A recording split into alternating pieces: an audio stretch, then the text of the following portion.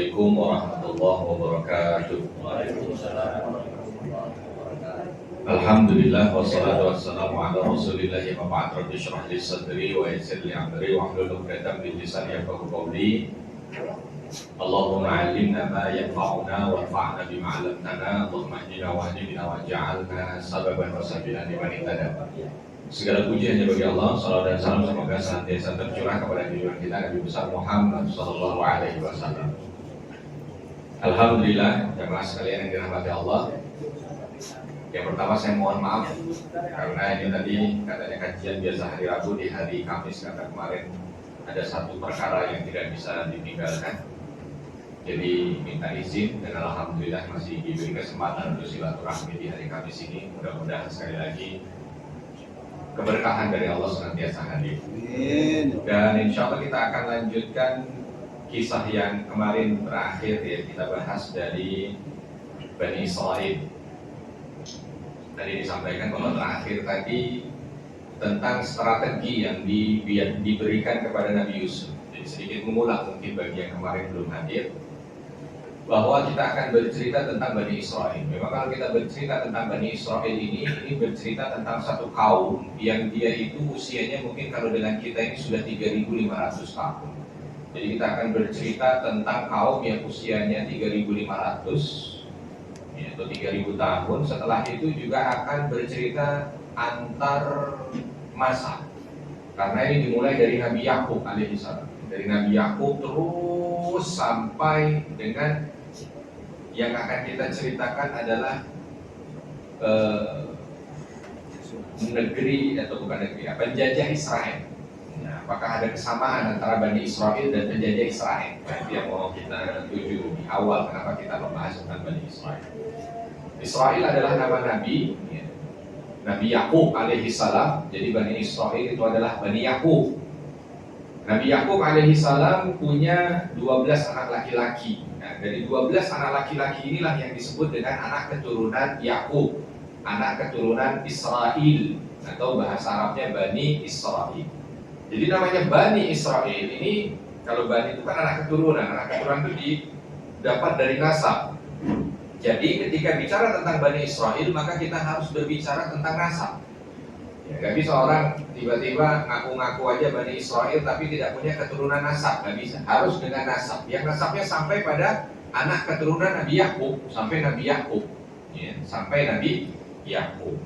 Nah, Nabi Yakub alaihissalam punya 12 anak. Satu di antaranya yang akhirnya Allah Subhanahu wa taala takdirkan menjadi nabi. Jadi Nabi Yakub ini istimewa karena beliau adalah seorang nabi. Lalu bapaknya Nabi Ishak juga seorang nabi.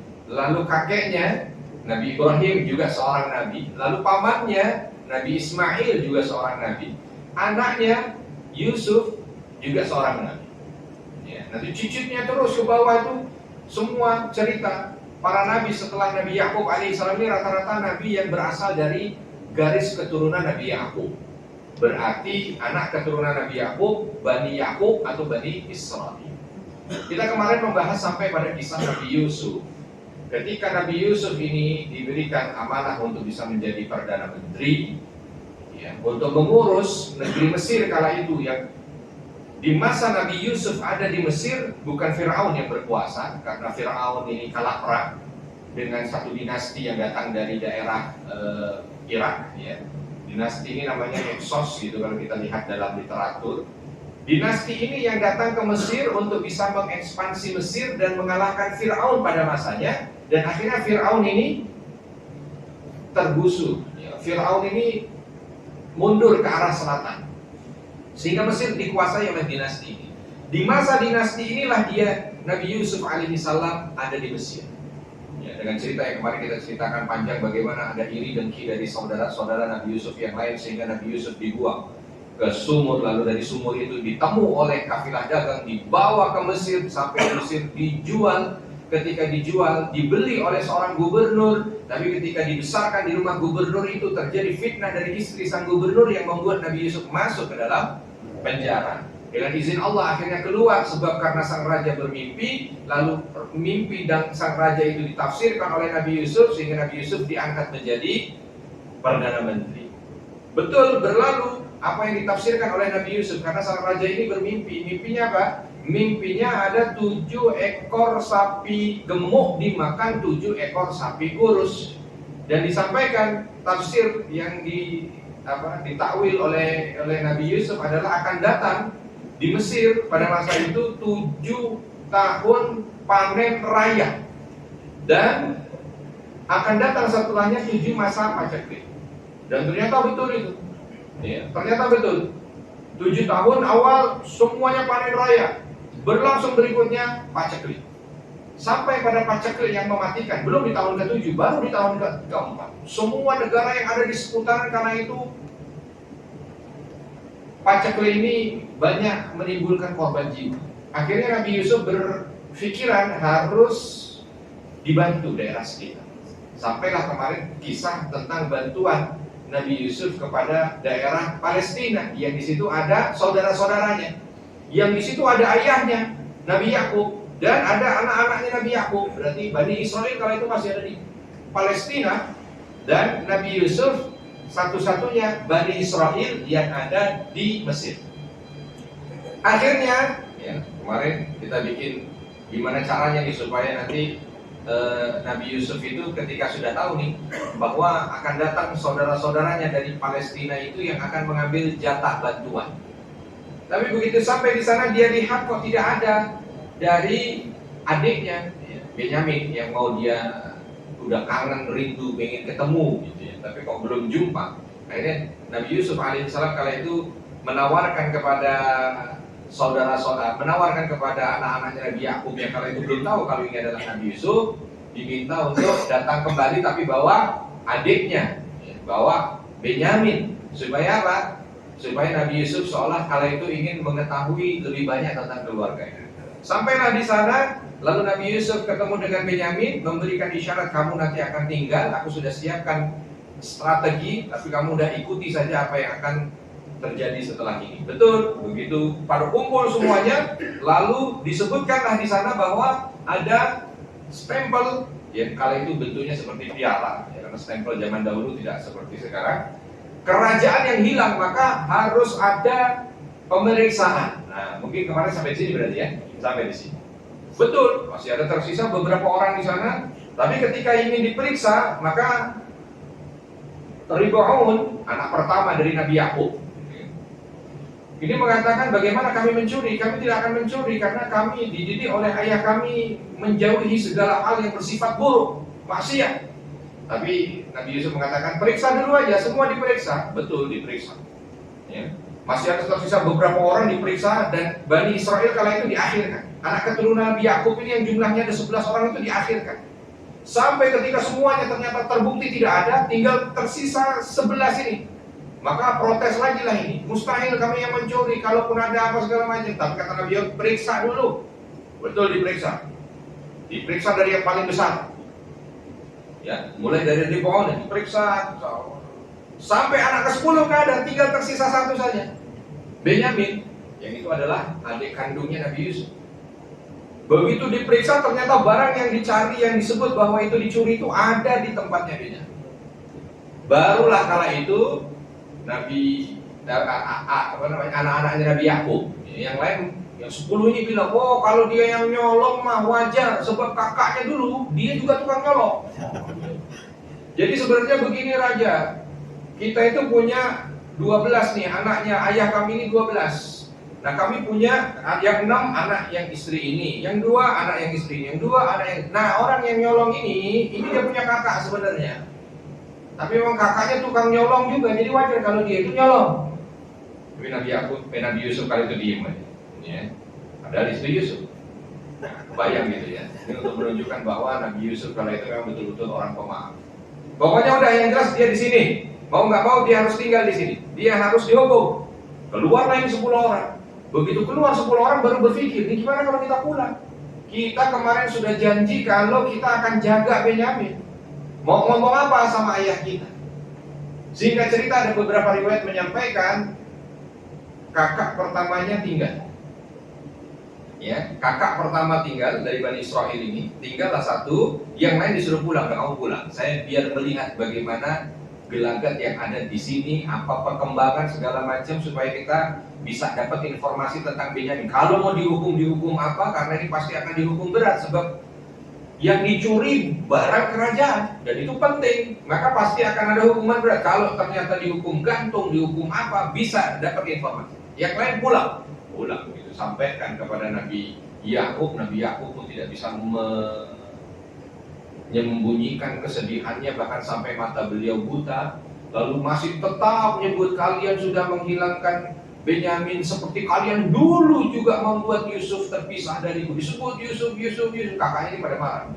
Apakah kau masih menyebut Yusuf saja yang sudah selama ini kau berpisah dengannya? Akhirnya diminta untuk gimana caranya supaya dapat. Akhirnya kita mau singkat-singkat karena kita akan bahas seluruhnya dari Bani Israil. Pergi nih, kakak-kakaknya diminta untuk kamu bergila-gila ke sana, coba cek apa informasi yang didapat. Ternyata begitu mereka ngecek ke Mesir lagi untuk melihat, ya, karena kata ayatnya jangan cuma satu aja yang lihat, semuanya berangkat ke sana sebagai tanggung jawab kamu. Begitu sampai di sana, Nabi Yusuf tahu bahwa kakak-kakaknya ini datang lagi ke situ, maka dikumpulkanlah dalam sebuah kesempatan gitu ya. Mereka kumpul lagi, dalam beberapa ayat disampaikan Yusuf kala itu alaihissalam menyampaikan, akan aku umumkan hukuman bagi orang yang mencuri. Ya kan kakak-kakaknya udah ada di sana semua. Begitu ada di sana, ini mau diumumkan hukuman buat adiknya. Maka mereka semua kumpul, tapi Nabi Yusuf sudah tahu, ini lagi kumpul semua nih. Barulah setelah itu, selain Bani Israel itu dipisahkan, Bani Israel dijadikan satu. Baru Nabi Yusuf mengatakan, ketahuilah bahwa aku Yusuf. Ini Yusuf yang kamu dulu buang di sumur. Yusuf yang dulu kamu iri dengki dengannya. Aku tahu begitu, dan Benyamin menguatkan, ini dia kakak saya. Ya, ceritanya begini. Ini 10 kakaknya langsung minta maafkan kami, kau orang baik, kau apa segala macam. Nabi Yusuf juga walaupun kala itu memiliki kekuatan untuk memberikan hukuman untuk saudara-saudaranya ini tadi, tapi Nabi Yusuf memaafkan. Ya, dimaafkan nih. Kumpul 12 anak Nabi Yakub. Inilah perkumpulan pertama Bani Israel di tempat selain di Palestina. Maka kali itu Nabi Yusuf mengatakan, sekarang kita pindah. Bawa bapak, keluarga semua pindah ke Mesir. Karena kita akan tinggal di sini. Kita akan sama-sama hidup di sini. Maka mereka pulang menyampaikan itu, alangkah bahagianya Nabi Yakub, ternyata Yusuf belum meninggal dan ternyata justru memiliki kekuasaan di sana dan berlaku adil segala macam. Nah, singkat cerita, berangkatlah ini. Inilah dia hijrah pertama Bani Israel. Kemana? Dari Palestina, keluar Palestina ke Mesir. Maka mereka ketika datang di sana oleh orang-orang Mesir kala itu langsung disebut mereka Bani Israel. Kenapa? Nama bapaknya Israel. Nabi Yakub kan nama yang diberikan oleh Allah Israel. Dan Nabi Yakub lebih suka dipanggil Israel kala itu. Maka disebutlah anak keturunannya bukan Bani Yakub, tapi disebut Bani Israel. Karena Nabi Yusuf kala itu merupakan Perdana Menteri, maka Bani Israel yang datang dari Palestina itu semuanya mendapat kehormatan di Mesir. Sebab apa? Ini keluarganya Perdana Menteri. Diletakkanlah di tempat yang istimewa. Ya, ada tempat namanya Al-Fayyumi, tempat subur, tempat baik, tempat apa segala macam. Kawasan yang dihuni oleh keturunan Nabi Yakub yang disebut Bani Israel. Tapi Nabi Yusuf berpesan kepada Bani Israel yang datang di situ bahwa kita ini pendatang. Kita tidak bisa menyandarkan kehidupan kita hanya pada yang kita miliki. Kita nggak punya tabungan, kita nggak punya tanah, kita nggak punya apa-apa. Maka mau tidak mau, karena kita pendatang, kita harus bekerja keras. Jangan andalkan kalian karena aku sebagai Perdana Menteri, enggak. Tapi bagaimana kalian mampu untuk bekerja keras. Yang ditanamkan begitu. Dan wajar, biasanya kalau pendatang itu ketika datang di satu tempat dia lebih semangat ya. Kalau yang sudah asli penduduk situ, kalau habis duit tinggal jual tanah. Kata Nabi Yusuf, kamu nggak punya tanah di sini. Apa yang mau kamu jual? Nggak ada yang mau bisa kamu jual. Nggak ada yang mau bisa kamu harapkan. Kamu nggak punya saudara di sini. Kita hanya kita. Nah, bermula dari situ banyak, karena ada beberapa riwayat menyampaikan wasiat Nabi Yusuf. Sampai ada mengatakan nanti dalam beberapa riwayat yang lain, kita ini datang ke sini bersama, maka kita harus hidup bersama, keluar bersama, ditanggung bersama, segala macam, banyaklah panjang. Cuma kita nggak bahas Nabi Yusuf, tapi intinya banyak di situ juga. Nah, itu masuk di Bani Israel.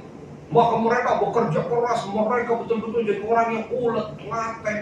Sehingga di antara mereka ada yang jadi jenderal, di antara mereka ada yang jadi saudagar kaya di antara mereka. Sampai akhirnya Nabi Yusuf wafat. Nabi Yusuf wafat, Bani Israel nggak ada masalah. Sebab apa? Karena mereka sudah menjadi orang yang bisa mandiri. Walaupun di antara Bani Israel sudah tidak ada yang menjadi raja, tapi mereka sudah ada yang jadi jenderal perang, sudah ada yang jadi saudagar, sudah ada yang jadi macam-macam, pengusaha. Rajanya juga meninggal, digantikan oleh penggantinya. Nah, penggantinya ini yang kekuatannya makin melemah. Pengganti raja ini kekuatannya apa yang lain? Diganti generasi berikutnya makin lemah lagi. Bersamaan dengan lemahnya dinasti Heksos yang kala itu menguasai Mesir, Firaun yang merasa terusir yang saat itu berada di selatan Afrika makin menguat. Maka dia siapkan lagi kekuatan untuk kembali merebut Mesir. Sampailah pada dinasti lemahnya Heksos ini diserang oleh Firaun. Jadi Firaun ini bukan nama orang, Bapak Ibu. Firaun ini julukan untuk penguasa di Mesir, Kipti. Ya, kalau di tempat kita nyebut raja. Kalau orang Romawi nyebutnya gelar buat pimpinan mereka Kaisar. Kalau orang Persia Kisra. Kalau orang Cina apa? Orang Cina nyebut raja mereka apa? Hah? Kaisar juga ya, sama kan? Kaisar. Kalau di dalam sejarah Islam nyebutnya Sultan. Nah, orang Kipti, orang Mesir asli itu bukan nyebut raja mereka Kaisar. Bukan nyebut Kisra, tapi nyebutnya Firaun. Ada Firaun ini, ada Ramses I, Ramses II, ada Amenhotep, ada itu namanya, tapi gelarnya Firaun. Yang sudah jadi raja Firaun. Ya. Kalau di dalam Al-Quran nggak disebut namanya, hanya Firaun di antara nabi siapa? Ada Firaun Nabi Ibrahim. Nabi Ibrahim berjumpa Firaun karena datang ke Mesir kali itu, berjumpa dengan pimpinan yang kala itu gelarnya Firaun. Nanti ada Firaun Nabi Musa. Tapi Nabi Yusuf nggak jumpa dengan Firaun.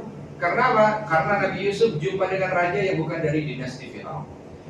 Diserang oleh Firaun yang kala itu menguat kekuatannya di selatan. Akhirnya kalah dinasti Heksos ini. Kalah dia perang. Firaun masuk lagi ke Mesir. Semua anak keturunan dari Raja Heksos ini atau dinasti Heksos ini dibunuh.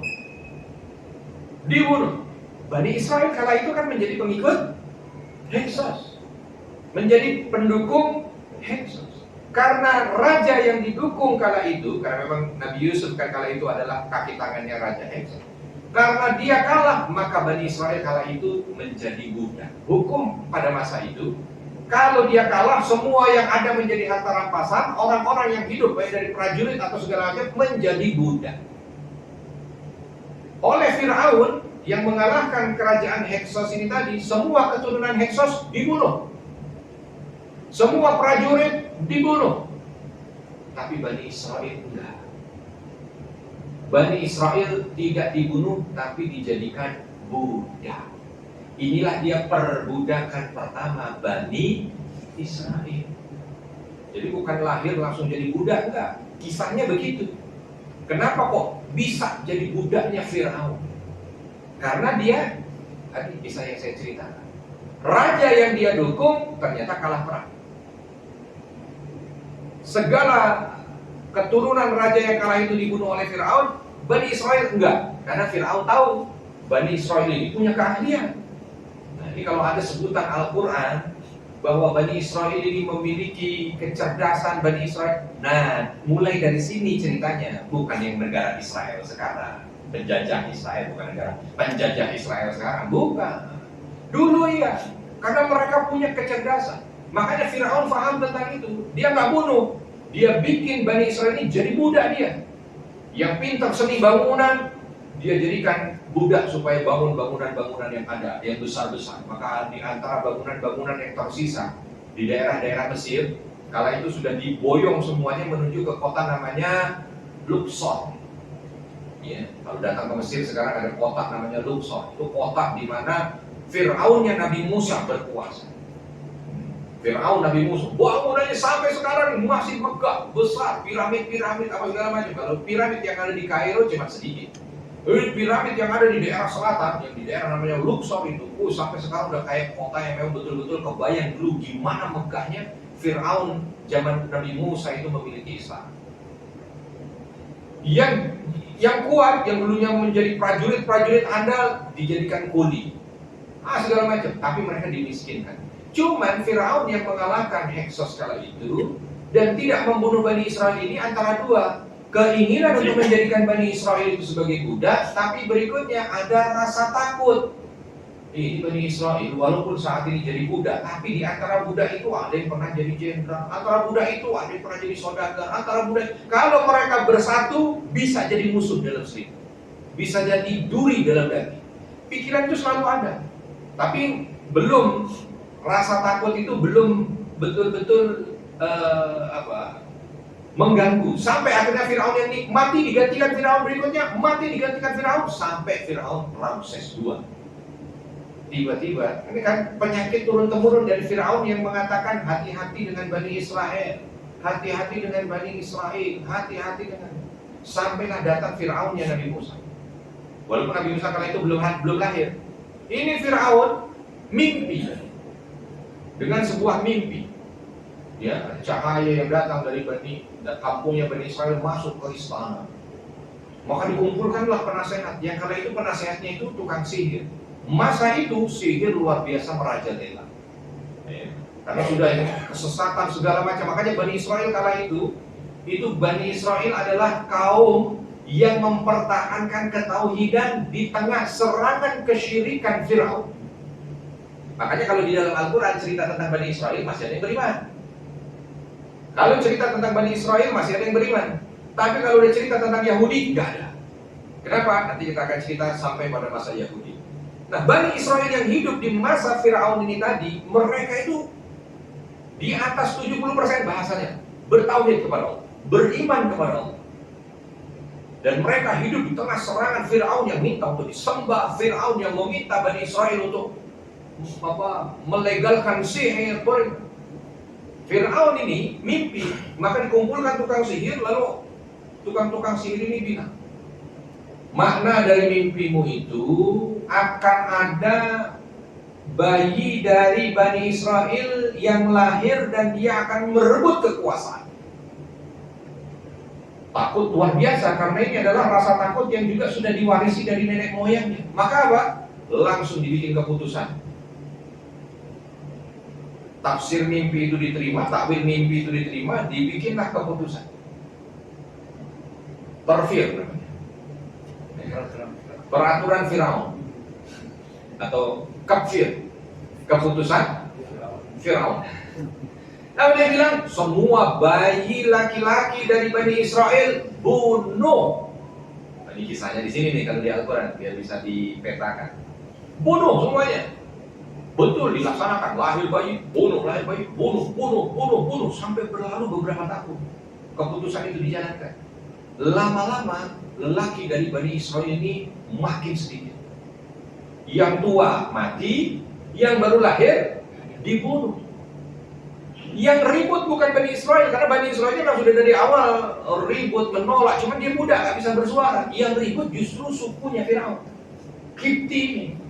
Dia bilang, kalau Bani Israel dibeginikan terus, bisa habis laki-lakinya. Yang tua mati, yang baru lahir dibunuh.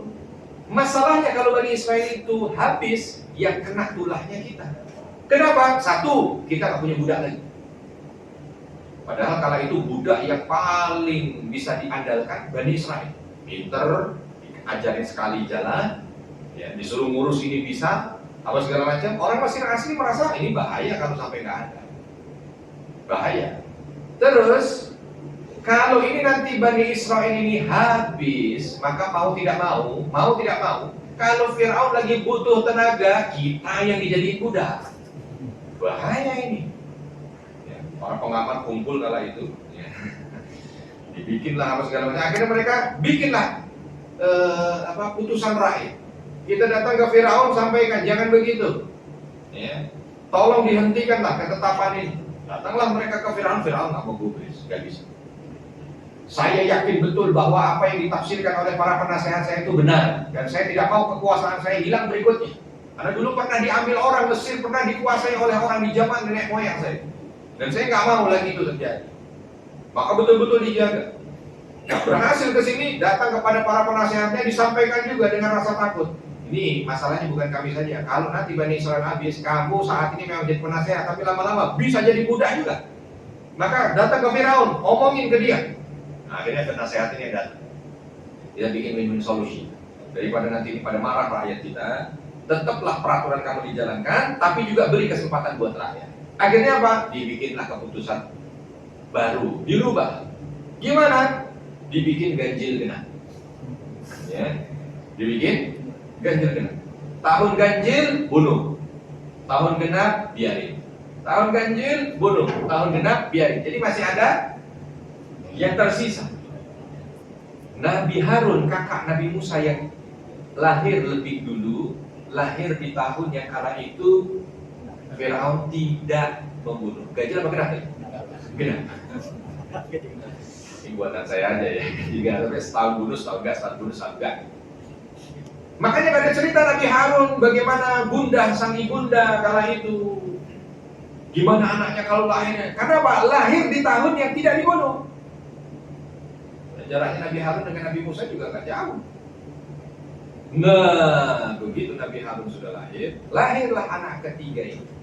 Anak pertama Aman, perempuan, kakak Nabi Musa paling awal nih, nomor 1, anak dari Imron dan Yukabat. Nama bapak Nabi Musa ini Imron, nama ibundanya Yukabat. Dia punya anak 3, 1 perempuan, 2 laki-laki. Ini dari Bani Israel yang taat. Imron itu Bani Israel yang taat. Segala macam desakan Fir'aun membuat dia murtad, membuat dia syirik, dia mampu lawan, dia tahan. Nah, Harun lahir masa yang tidak dibunuh. Musa lahir kala itu di masa yang dibunuh. Ya. Makanya kan ada beberapa riwayat yang menyebutkan asal nama Harun dan asal nama Musa. Ada yang menyebutkan makna Harun di sini bernasib baik. Kenapa? Lahir pas ganjil apa kenapa? Pas gak dibunuh. Kalau Musa, nah itu ada yang menyebut mata air, ya, atau ada yang menyebut aliran sungai. Ada macam-macam makna yang ada pada masa itu. Lahirlah Nabi Musa dengan cerita yang tadi disebutnya.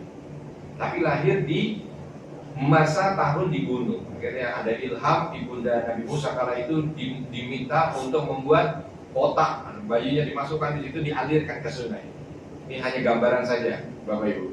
Sungai Nil itu jangan kita gambarin ini Nabi Musa rumahnya nempel dengan sungai, lalu sungainya itu mungkin hanya selokan biasa. Enggak, Sungai Nil itu mungkin kalau di tempat kita macam Sungai Musi atau Sungai Kapuas.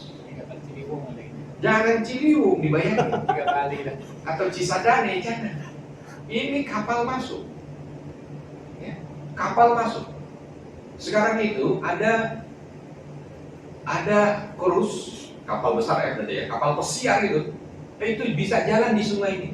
Kapal pesiar jalan di sungai ini dari ujung Kairo sampai ke selatan ke Luxor, ya, sampai kemana lagi.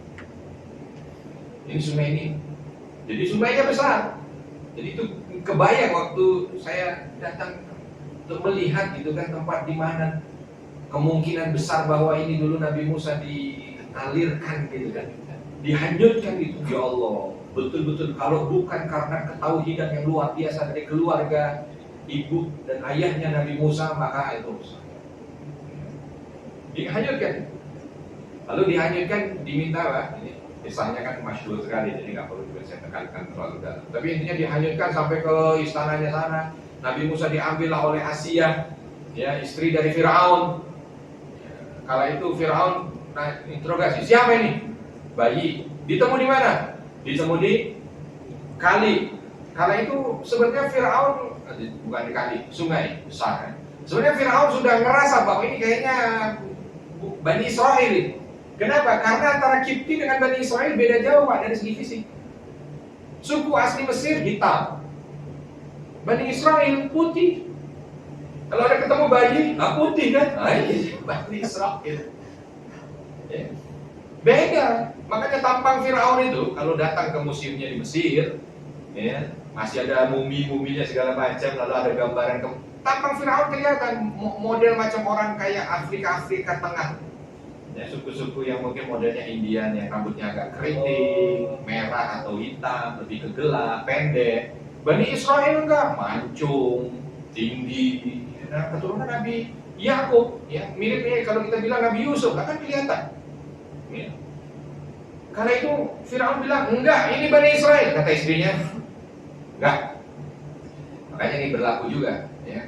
Ada orang bilang suami itu di rumah raja, tapi istri atasan raja. Sekelas Firaun aja tunduk sama istri, Pak. Jadi bapak-bapak kalau di sini tunduk sama istri nggak ada masalah. Firaun aja tunduk sama istri. Istri bilang enggak, ini akan menjadi qurrata ainun li walak. Dah, ini akan jadi apa? Jadi penyejuk mataku dan kamu. Dah, jangan ganggu ini ya. Oh ya udah, Firaun ya udah. Khusus dia jangan.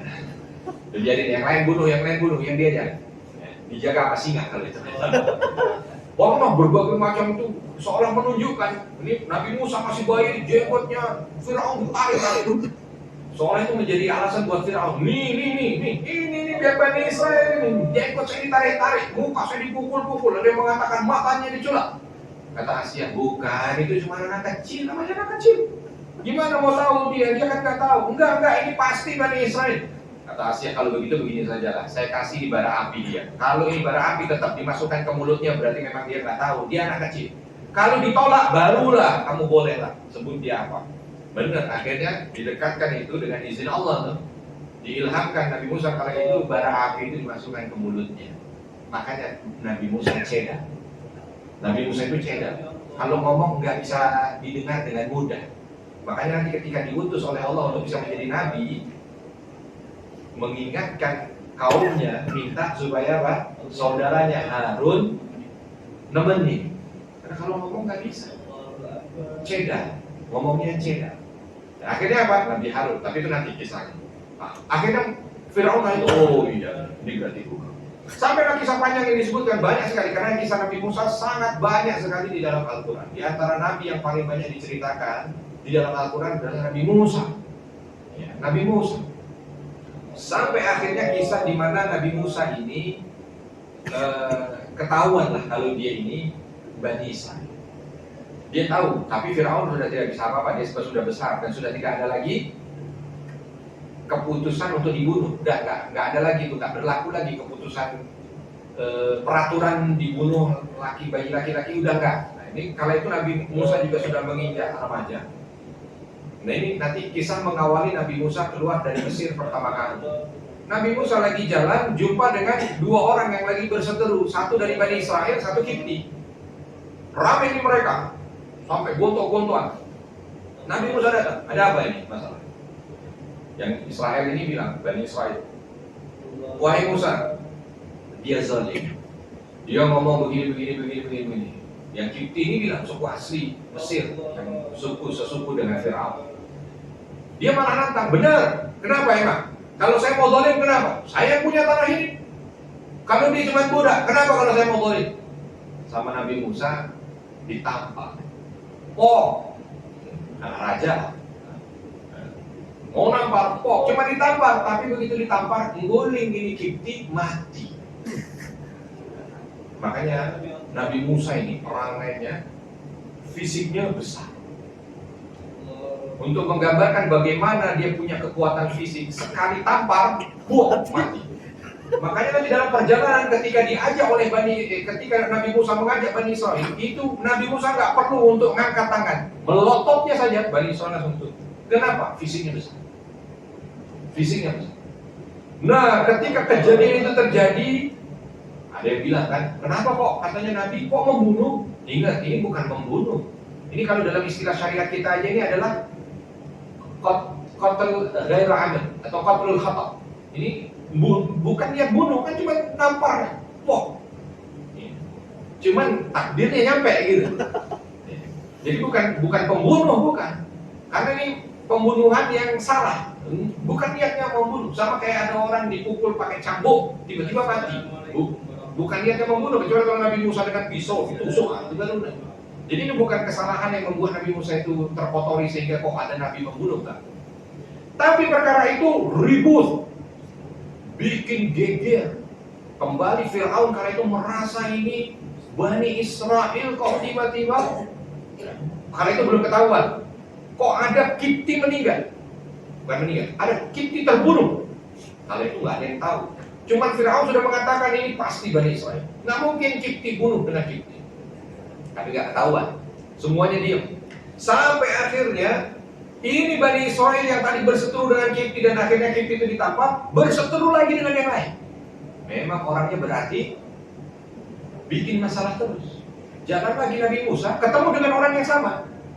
Lalu orang ini datang lagi kepada Nabi Musa, Musa tolong aku, ini aku dibikin ini lagi. Nabi Musa udah pernah sekali kan nampar dan akhirnya mati, itu saja ditutup-tutupi supaya tidak tersebar beritanya. Tiba-tiba ketemu orang ini lagi, Nabi Musa hanya ngomong, kamu sumber masalahnya.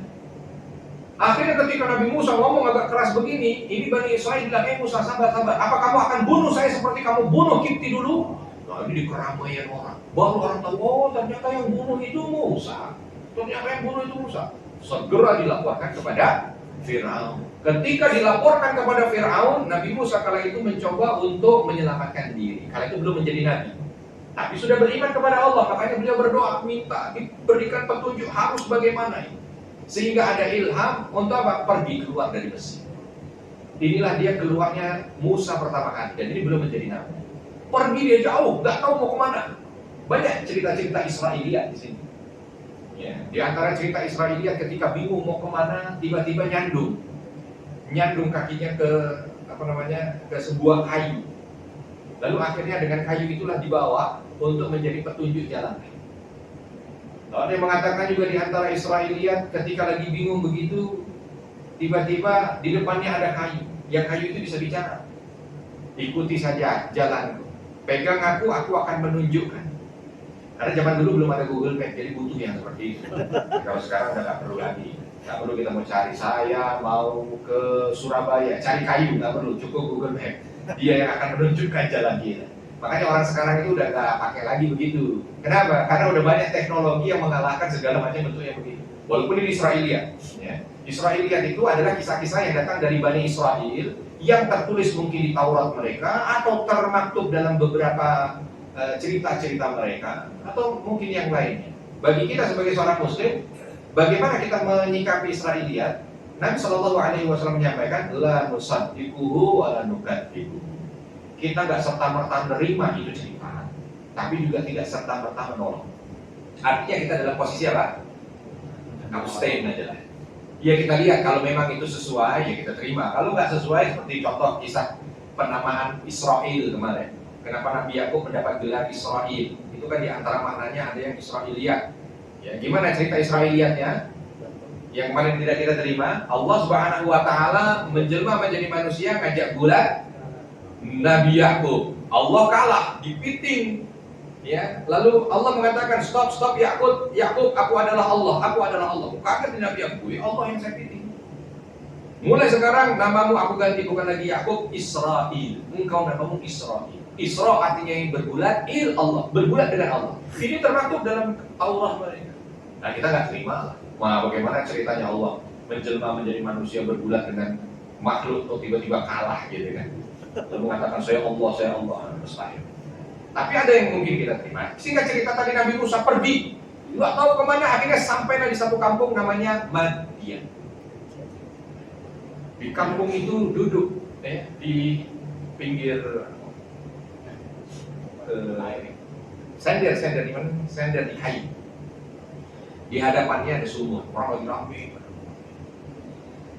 Begitu melihat orang ramai, nanti dulu lah ramai, biarin aja, santai. Duduklah dia, belum jadi nabi ini, duduk di pinggir atau duduk bersandar pohon. Lagi duduk bersandar pohon, ada dua orang wanita. Al-istihya gitu, malu-malu. Nabi Musa ini orangnya memang selalu saja, kalau kita lihat kisahnya bagaimana sebelum beliau keluar dari Mesir itu, nggak pernah melihat orang susah kecuali dibantu. Makanya Bani Israel kala itu banyak sekali senang dengan Musa. Kenapa? Selalu datang membantu dan nggak betah tinggal di istana. Pokoknya selalu keluar pagi, pulang malam, keluar cuma membantu orang. Nah ini lagi duduk, walaupun sudah bukan di istana, jiwa membantunya masih ada. Dilihat, ada dua orang wanita. Ngapain? Didatangin, mengapa kamu? Wanita ini bilang, bapak kami sudah tua, tapi kami punya kebutuhan harus ngambil air. Cuman kami gak berani juga mau campur dengan laki-laki yang ada di sumur itu. Nabi Musa tanya, emang gak ada saudara laki-laki? Gak ada saudara laki. Ya udah kalau begitu sini, embermu saya bawa, saya ambil. Baru Nabi Musa set, ya. Langsung diambilin air. Dah, ini berat, biar saya aja yang bawa. Kamu tunjukin aja tempat. Tapi kata dua wanita ini tadi mengatakan kamu yang di depan, biar kami di belakang untuk menunjukkan apa? Bahwa ini keluarga yang menjaga syariat betul, nggak mau di depan laki-laki. Lalu gimana caranya nunjukin rumahnya? Kok masuk disuruh di depan belum tahu rumahnya? Nanti kata dua wanita ini, kami akan lempar batu. Kalau ke kanan ya ke kanan, kalau ke kiri ya ke kiri. Dan pada masa itu, bukan pada masa itu, ini kan di Sinai. Madian itu ada di Sinai. Ya. Perbatasan antara Mesir dengan Saudi. Ini kalau datang ke sana memang bukan seperti tempat kita yang penuh dengan pohon. Ya. Intinya lah, nanti kita nggak perdalam di situ. Intinya sampai ke Nabi Syuaib, ternyata ini adalah anak Nabi Syuaib. Maka ketika sudah diantara begitu, dah, ini mau begini. Nabi Musa udah mau balik lagi, udah gak ada yang lain-lain kan. Anaknya bilang, Pak, engkau sudah tua, sedangkan kita ini butuh orang yang bisa menjadi pembantu. Makanya sesungguhnya orang yang paling bagus untuk kamu jadikan pembantu adalah orang-orang yang kuat dan amanah. Nah itu orang itu. Coba kamu panggil, siapa tahu dia mau membantu. Oh baik, dipanggil. Sini nak. Kamu siapa? Musa. Oh Musa. Apa ceritamu? Nah, disinilah Nabi Musa cerita. Maka kalau ada cerita, kalau ada pertanyaan, Nabi Syuaib ini Bani Israel bukan? Nabi Syuaib Bani Israel bukan, kira-kira Bapak Ibu? Kita jawab secara pengetahuan yang masih minim mungkin misalnya. Bani Israel, Nabi Syuaib Bani Israel bukan? Bukan, kenapa? Karena tadi sudah diboyong sama Mesir. Nah, bukan Bani Israel, karena Bani Israel tadi kalau dari zaman Nabi Musa digoyong semuanya ke Mesir, nggak ada yang tersisa. Semua sudah di Mesir, maka semua Nabi nanti yang bersamaan waktunya dengan Nabi Musa dan ternyata ada di tempat lain berarti bukan Bani Israel. Nabi Syuaib bukan Bani Israel. Nabi Khidir bukan Bani Israel. Karena ada di masa yang bersamaan tapi tidak bersama dengan, karena semuanya ada di sana, semua ada di Mesir, Bani Israel. Tetapi Nabi Syuaib dapat wahyu karena seorang nabi. Nah, Musa kali itu yang belum diangkat menjadi nabi merasa bahwa ini sesuai banget dengan apa yang diyakini oleh orang-orang Bani Israel. Cerita tentang ketauhidan, cerita tentang begini, cerita tentang begitu. Akhirnya klop.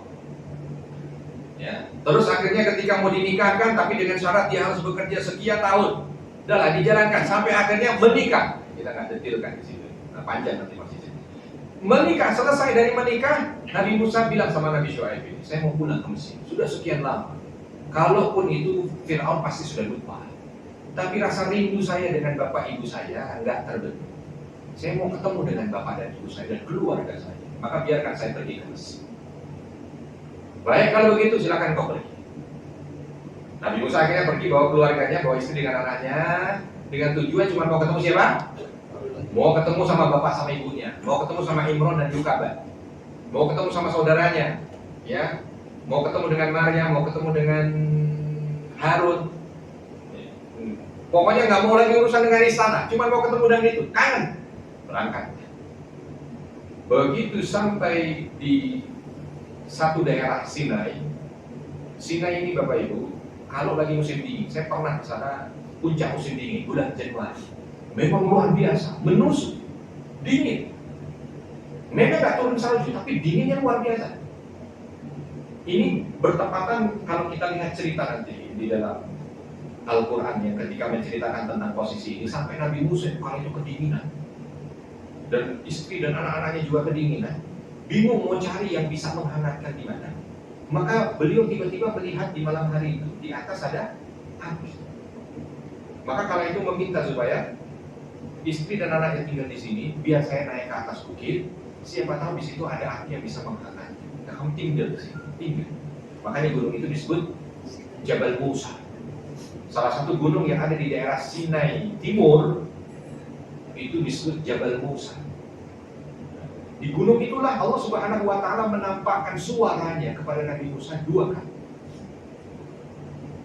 Yang pertama yang nanti disebut Bilwadil Muqaddasi Tuwa, lembah Tuwa, yang Allah Subhanahu wa Ta'ala sebut sebagai lembah yang muqaddas, lembah yang suci dan disucikan oleh Allah Subhanahu wa Ta'ala. Maka ketika Nabi Muhammad SAW Isra perjalanan naik di atas burung, ada beberapa tempat yang ditunjuk oleh Allah.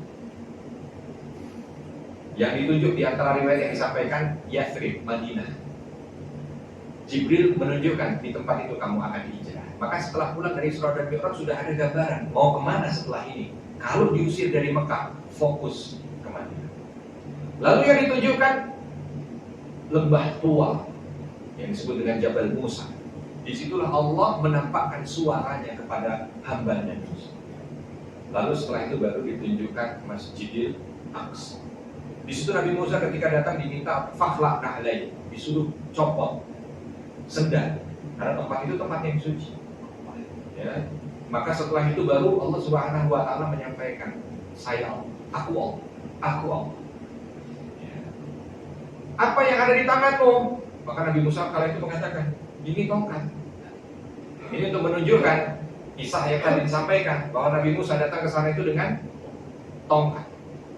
Ya. Ini tongkat yang dengannya aku arahkan segala macam hewan ternakku, yang dengannya aku menyingkirkan segala gangguan di jalan, yang dengannya aku bersandar, segala macam dicerita. Baru dari situ diminta lepas tongkat itu tiba-tiba menjadi ular. Disuruh masukkan ke saku tangan, tiba-tiba tangannya bercahaya.